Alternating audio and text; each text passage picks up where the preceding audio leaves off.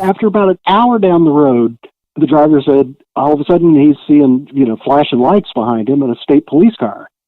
So he pulls over, and the policeman comes up to the driver window and says, "I believe you've lost something." And the driver's like, "Well, what do you mean?"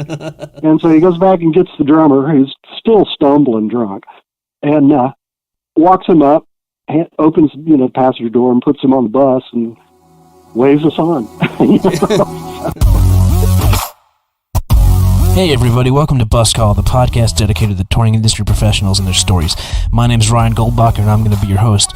In these interviews we're going to break down how touring professionals got into the industry, advice they have for up-and-comers, and awesome stories from the road. For more info, visit us at show-logistics.com and click on the Bus Call podcast at the top of the page. Alright everybody, I want to welcome my good buddy Steve Smith to Bus Call. Steve and I met about 10 years ago when I was working for Shooter Jennings. We also re-met about 5 years ago or so. Kind of forgot we knew each other. We're giving each other blank stares like, where the hell do I know that dude from? And eventually we figured it out. But Steve's worked for a million artists. The list he gave me is too long to name them all, but the highlights are Olivia Newton-John, Shooter Jennings, who we both worked with, Stiff Little Fingers, who we both worked with, and currently he does front of house for Sturgill Simpson. Anyway, Steve, welcome to Bus Call. How's it going, man? Oh, it's going great. Good to talk to you. How did it all start for you? What got you into the music business, and what led you to the position you're in now with Sturgill Simpson? Basically, when I was in high school, I got interested in recording, mainly to do like radio shows and skit comedy and stuff like that. And so I bought a 4-track recorder and kind of learned how to overdub a little bit and kind of got my toes in audio just a bit. And then when I got to college, I'd met a lot of musicians and whatnot, and just, one thing led to another, and I ended up just kind of doing sound with like really rudimentary little mixers and crappy PAs and all that stuff. And then just gradually kept getting better gigs as I learned more of how to do things. And started working with sound companies and stuff in the 70s. And then with sound companies, you work festivals, and a lot of times, especially with artists that don't have a monitor engineer, the sound company tech will do the monitors for the bands. And so after a few years of doing that, I got hired by a touring act to go on the road as a monitor guy. And from there, it just kind of, again, gradually improved until I got here. And did you start out doing like van tours and stuff like that, or did you kind of jump into the bus? Yeah, I did decades of riding around in a van and doing frat parties and tiny clubs and all of that kind of stuff. And fortunately, all different kinds of music. So I really got exposed to a lot of diverse instrumentation and all that stuff, which I think has really helped me, to this day. Well, yeah, I mean, you've worked with everybody from Olivia Newton-John to Shooter to a lot of guys stick in one vein for their whole career, but you've jumped around a lot. I mean, you've worked with punk rock bands and in the late 70s, I worked with a band that was a early world music kind of a project. So they had, all different kinds of African and Indian instruments. And so I learned a lot about miking unusual instruments and just how to mic things and how to mix things in general. And then, like you said, I've worked with metal bands, I've worked with bluegrass bands. I've done all kinds of stuff. I generally like kind of high energy music the best. But I've worked, like you said, with people like Olivia Newton-John and Nancy Griffith, which was very much more of smooth, melodic, kind of a sit down at a symphony hall kind of music. What was your first, real bus tour? I was working for a Chicago-based regional sound company, and we did the Lake County Fair, which was a pretty big event in that area. And one of the acts was the Marshall Tucker Band. And the band's crew were, pretty rock and roll guys. This was, the 70s. And so they basically, as a little young system tech, kind of dogged me around all day and just kind of went out of their way to make life harder for me than it possibly could have needed to be. And I just took it and did everything I could, did everything the way they asked. If they asked me to do something over because they changed their mind, I didn't bitch or any of that. And at the end of the night, after their show, the crew guys told me they wanted me to come on the bus. And when they did, the tour manager said that they would love to hire me and take me on the road. Your actions speak louder than your resume, always. especially living on a bus, it's close quarters and sometimes it can be real stressful. So, if someone can count on you to have a good attitude and just do what you can to make the best of anything, then, it makes you a good guy to be on the road with. Absolutely. I mean, sometimes it's just part of learning how to do stuff, too. You just make shit happen. And if you can do that, people are going to notice and they're going to say, hey, that guy didn't complain once. He just did what we said. Bam, let's give him a gig. Hey, everybody, if you're liking the podcast, do us a favor and head over to show-logistics.com. There we're selling some T-shirts, hats, mugs, all kinds of stuff like that. And we're changing it up all the time, so every time you go there might be something new that you could get. So please, again, check us out at show-logistics.com. If you buy something there, you're supporting the podcast, and you're keeping us going. We met when I was tour managing Shooter Jennings. You subbed in on a couple of gigs that I couldn't do, so we really barely just crossed paths doing that. But what's the story behind getting the Shooter gig? Because I believe you did front of house right before I did, or maybe John Lozier did, but you were one of the engineers before I was. John Lozier was a good friend of mine from working for a Nashville regional sound company. He's a very known, successful engineer at this point. But back then, I had just told him we were both working for a sound company, and I said, if you really want to get somewhere, you just need to find a band and ride around in a van with them, playing in clubs and making crappy PAs sound as good as you possibly can for a few years. That'll do you more good than loading and unloading sound company trucks. And so he took it to heart, and his first van and trailer gig he got was Shooter Jennings. And so after a few years of doing that, he had gotten an offer to go to work for Olivia Newton-John. So he asked me if I could cover a bunch of Shooter dates for him. And so I went out and did like a 6 or 8 week tour with Shooter, and Shooter and I hit it off great. He's one of the coolest guys in the world. And we toured, it was on his Black Ribbons album, which was for a son of Waylon Jennings to put out a kind of 9 Inch Nails, Soundgarden meets Pink Floyd record was, kind of difficult. So after that, he took maybe a year, 2 years off. And then when he started doing club dates again with a more country mainstream format is when I think you got the tour manager sound guy gig. Yeah, so and then, we crossed paths, and then years later, I was working for a mutual friend of ours who owns a sound company in Nashville. And yeah, he's relocating to a new warehouse. Yeah, and you just kind of stopped by, and I'm like up on a ladder or something, putting stuff on a shelf.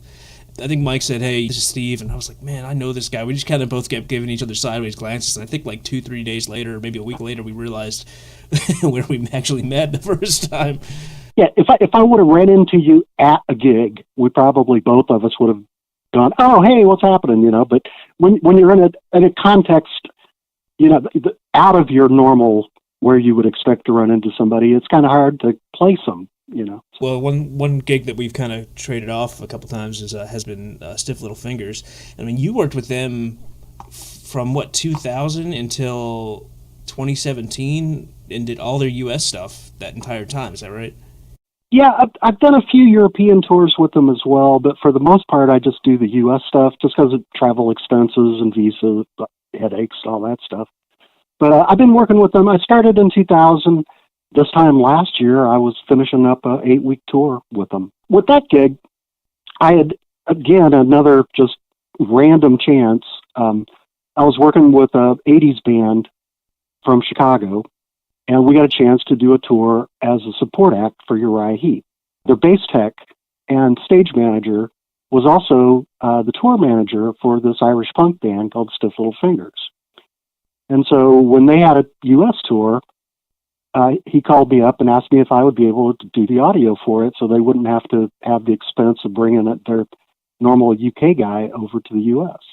And I said, I'd love to. It'd be great.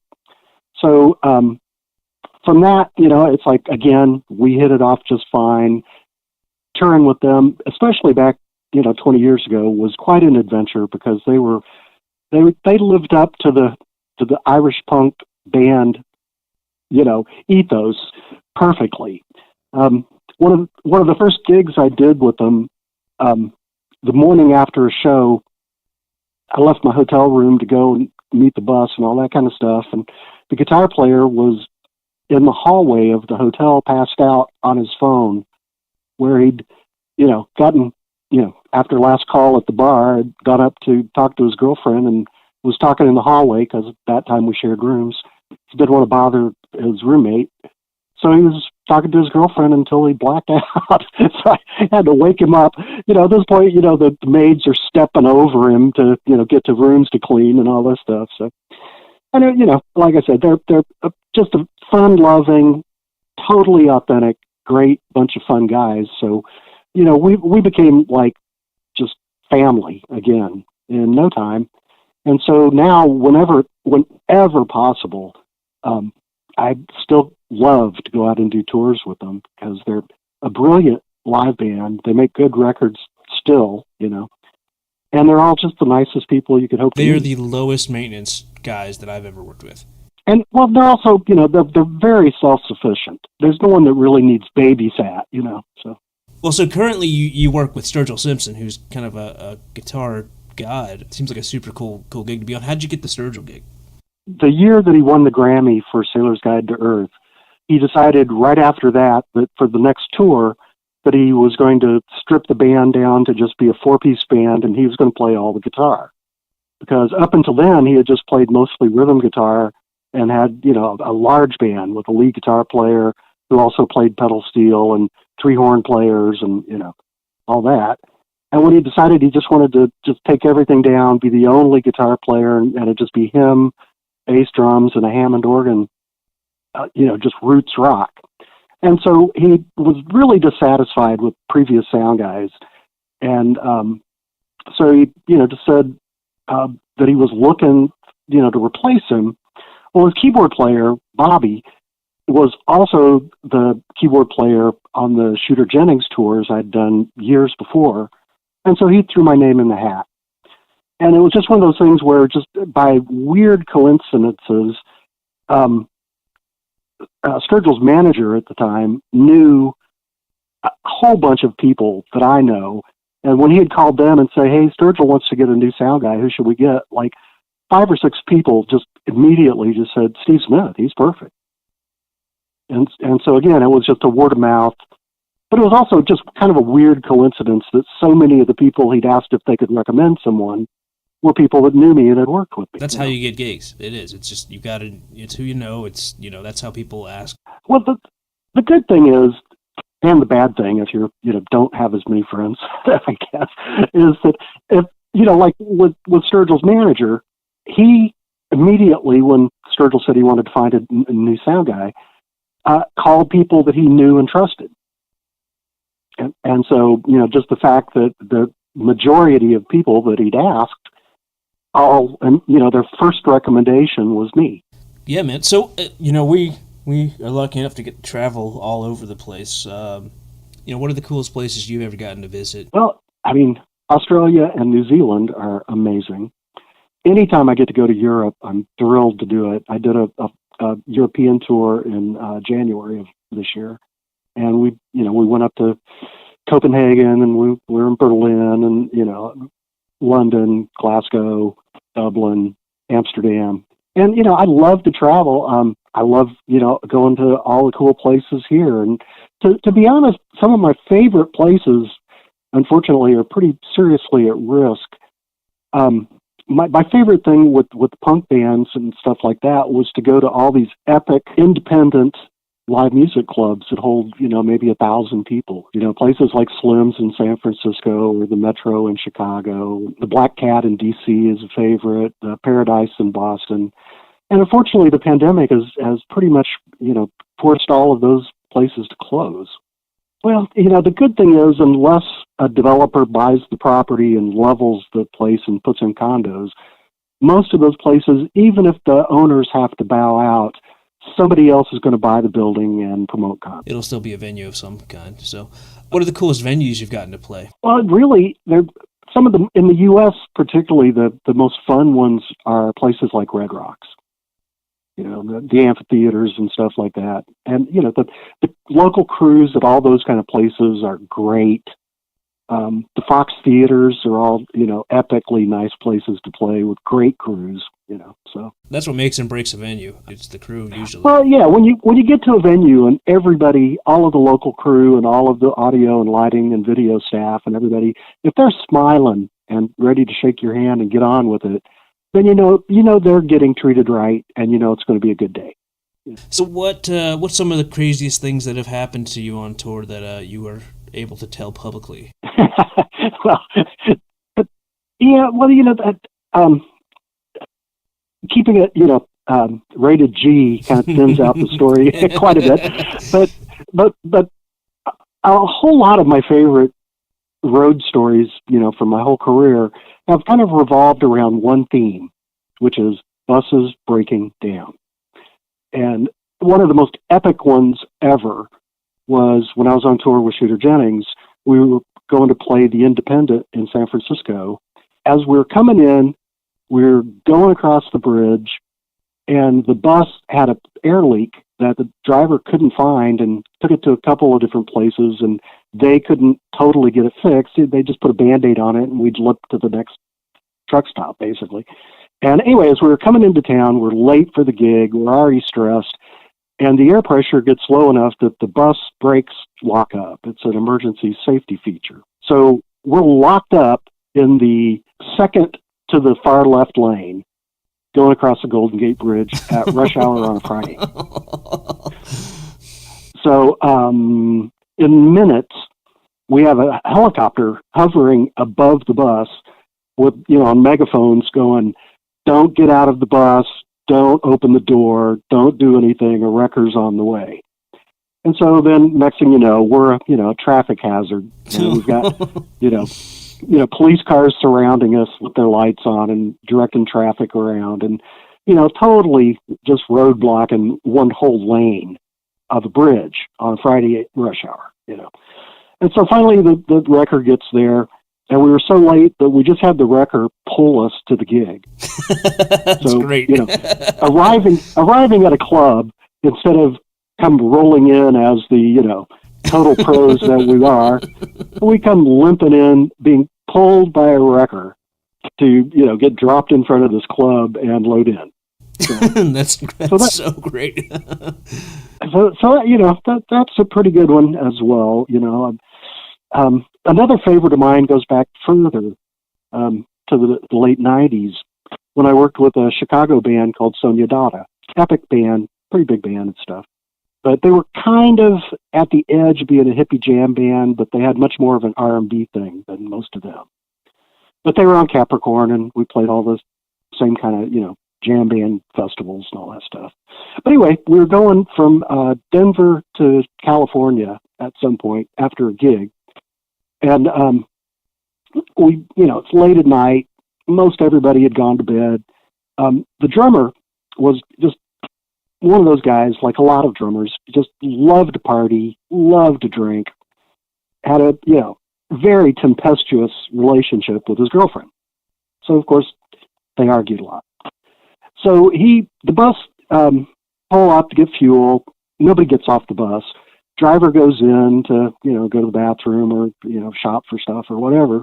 And so the drummer decides this would be a good time, because this was before cell phones, to go to the phone booth and call his girlfriend. So here he is, pretty seriously drunk, in his pajamas, with flip-flops on. And as he's talking on the phone, arguing with his girlfriend, he sees the bus pull away and get on the interstate. And we're like in Nebraska or something. Only a couple of us were awake, and we had no idea he'd gotten off, and the driver had no idea anybody had gotten off. So we're cruising, and after about an hour down the road, the driver said all of a sudden he's seeing, flashing lights behind him in a state police car. So he pulls over, and, he's a little bit concerned because we're a hippie jam band. And so he's like, oh, crap, like I said, we're in, middle of no place somewhere. Policeman comes up to the driver window and says, I believe you've lost something. And the driver's like, well, what do you mean?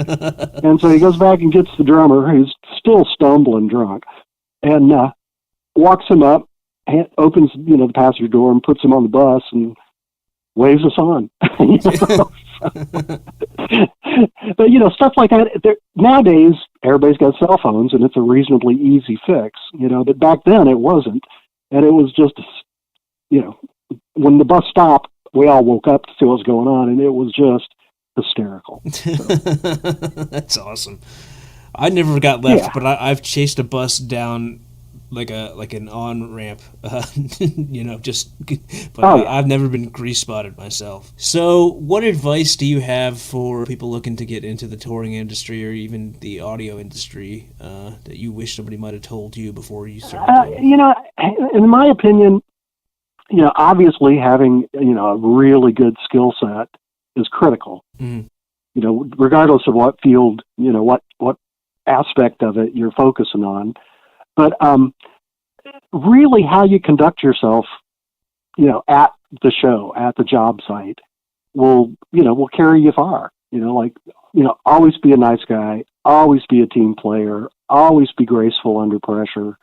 You know, that just, it makes everybody's day easier. Mm-hmm. You know, avoid drama, you know, avoid throwing temper tantrums when you get a bad mic cable, you know, that kind of thing. And your personality is really your most valuable asset in the long term. You know, you live in a bus with these people for a month. Or 6 months. Yeah, you know, so you got to get along with these people, and sometimes there's 10 or 12 people in the bus. You got to be a good hang, and there's always that guy, but I've never been in a situation where it's just been so bad that not everybody could get along. But especially in a crew situation, you got to be, if you're an asshole when you get to the gig and are freaking out about stupid stuff. Well, I mean, I've worked with other audio guys and, you know, a few lighting guys as well that are perfectly competent at their jobs, but they just are so much of a pain to deal with that, you know, just the fact that they're always ready to argue, always ready to complain, you know, always looking for the bad side, the worst thing about everything. And you know, that'll get you sent home faster than fucking up. Yeah. You know. So anyway, you know, positive mental attitude and a strong work ethic, and you know, basically, it doesn't create opportunity, but it makes you better able to take the best advantage to anything that might pop up. Mm-hmm. We've both been in that situation. You know, you get to a club that's not all that good. It's, you know, you want to be mad. You want to say, "Hey, why is this messed up?" But it's not gonna help the situation. And you're gonna get better at what you do if you figure out how to make a shitty PA system sound really good. Because it's not that hard to make an L Acoustics or a D&B rig sound good. It's difficult to get the trashy PA system in the venue working for you. Yeah, well, I mean, it's learning how to take a ratty old, poorly maintained club system and make it rock. Means that when you do get your hands on a really nice PA, you can just relax. You can just go, you know. Well, Steve, thank you so much, man. It's great talking to you. Hopefully things start getting back to normal soon. Thank you very much. Hey, everybody. Thanks for listening to Bus Call. If you like the podcast, please rate and review us wherever you get your podcast. If you'd like to support the podcast, please visit us at patreon.com/buscall. Patreon members will get the podcast a week before it's released to the public, and they can also sign up to have advance notice of who's going to be on and the opportunity to ask questions. Please take some time to visit show-logistics.com. We've dedicated the first page to sell merch to raise money for Crew Nation's Global Relief Fund. As you know, with COVID-19, basically all touring has stopped for the foreseeable future, and there's thousands and thousands of crew out of work, and we're donating all the profits of any of the merch sold there straight to Crew Nation. Thanks so much again, and please rate, review, and subscribe.